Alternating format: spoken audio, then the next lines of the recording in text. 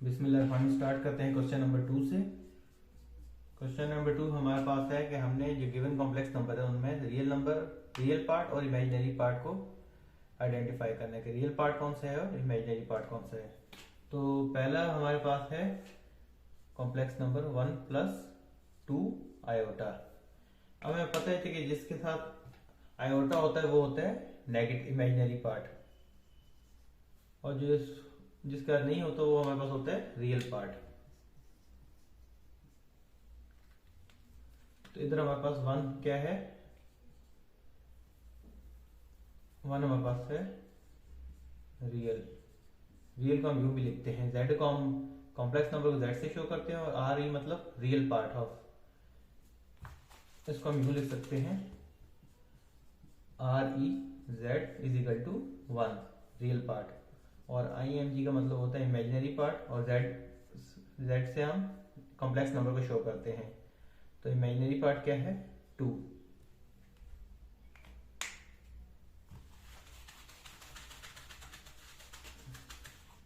Part 2 हमारे पास है 9 iota plus 4। याद ये रखना है कि जिसके साथ आयोटा होता है वो हमारे पास इमेजिनरी पार्ट होता है इस फॉर्म में, ठीक है। इस फॉर्म में ये नहीं कि जो पहला नंबर लिखा है वो रियल है और दूसरा नंबर है वो इमेजिनरी है, वो सिर्फ ऑर्डर पेयर की फॉर्म होता है। जैसे ऑर्डर पेयर है ना हमारे पास 4,9 ऑर्डर पेयर में होता है, जो पहला नंबर होता है वो रियल होता है और दूसरा नंबर होता है वो इमेजिनरी होता है। पर जो ये फॉर्म है ना कॉम्प्लेक्स नंबर फॉर्म, इसमें हम पोजीशन नहीं देखते, इसमें हम आयोटा को देखते हैं। जिसके साथ आयोटा होगा वो इमेजिनरी पार्ट होगा, जिसके साथ नहीं होगा वो हमारे पास रियल पार्ट होगा। तो इसमें हमारे पास z हमारे पास क्या है 9 आयोटा प्लस 4। तो रियल पार्ट इधर हमारे पास क्या है 4, r रियल है और 9 आयोटा हमारे पास इमेजिनरी है। तो रियल पार्ट क्या होगा 4 है, और इमेजिनरी पार्ट क्या होगा हमारे पास 9। ठीक हो गया। पार्ट 3 हमारे पास है ऑर्डर पेयर की फॉर्म है -5,6। ऑर्डर पेयर में हमारे पास जो पहला नंबर होता है वो होता है रियल, और जो दूसरा नंबर होता है वो होता है इमेजिनरी। तो ये हमारे पास हो गया रियल क्या होगा -5 हमारे पास रियल पार्ट है, और जो इमेजिनरी पार्ट है वो हमारे पास क्या है 6। पार्ट 4 हमारे पास है -1 माइनस आयोटा। अब ये हमारे पास जो -1 है ये हमारे पास रियल है, और इधर माइनस आयोटा हमारे पास क्या है इमेजिनरी है।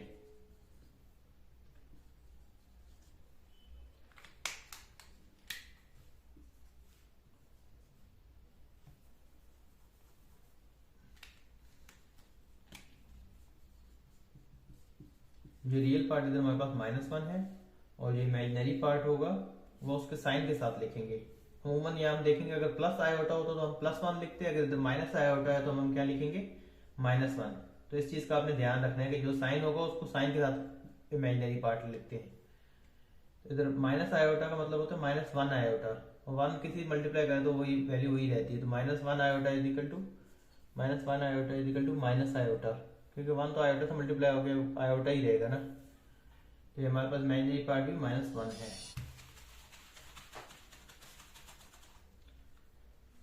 पार्ट 5 हमारे पास है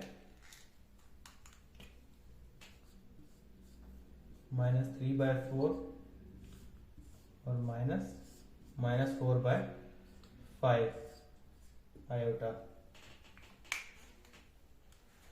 इस क्वेश्चन को सॉल्व करने की ये ट्रिक है कि पहले हम इसको साइन को मल्टीप्लाई कर दें, क्योंकि both side minus minus plus हो जाएगा। तो इसको हम सॉल्व करेंगे -3/4, और ये माइनस माइनस प्लस हो गया 4/5 आयोटा हो गया।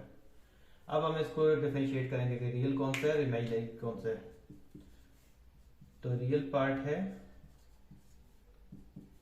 -3/4, और इमेजिनरी पार्ट क्या है हमारे पास z से हम कॉम्प्लेक्स नंबर को शो करते हैं, तो 4/5 आयोटा। क्योंकि हम अगर -4/5 लिखते हैं तो ये रॉन्ग हो जाता है, क्योंकि हमारे पास जो ये साइन होता है ये इस इमेजिनरी पार्ट का होता है, तो इसको सॉल्व करना जरूरी है पहले।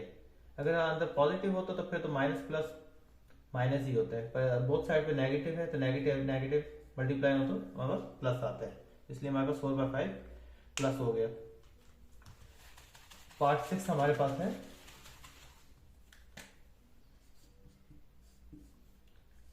2 आयोटा -1। अब इसमें जो आयोटा होता है वो हमारे पास होता है इमेजिनरी, और जो हमारे पास होता है रियल नंबर वो उसके बाद आयोटा हम नहीं लिखते, रियल पार्ट होता है।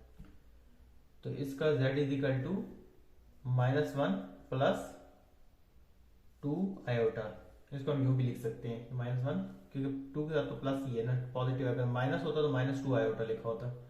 तो इसमें हमारे पास ये रियल है और ये इमेजिनरी है, तो रियल क्या होगा हमारे पास -1, और जो इमेजिनरी है